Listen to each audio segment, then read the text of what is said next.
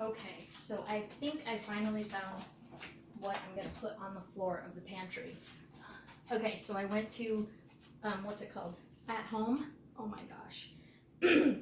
So I got this one bin because I used to have all my stuff on the floor in the pantry, and now that the floor is nice, I don't want to just put a bunch of, you know, baking things and stuff like that. But I got these nice bins that actually match the floor really well. I'm gonna move these so you can see. Oh yeah. Okay, so I just put those little felt things on the bottom, and let's see here. So one can go like that. Let me get this and show you. So I figured I would put them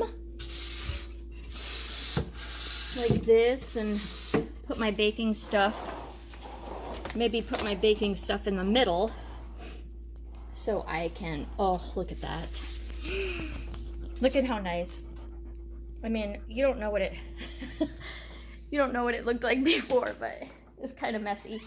Oh, let's see if it's gonna close though. Hold on. Oh, it does. Oh, we lost some stuff. Anyway, so that's what it'll do, and it won't look all crappy. So I'm pretty happy with those.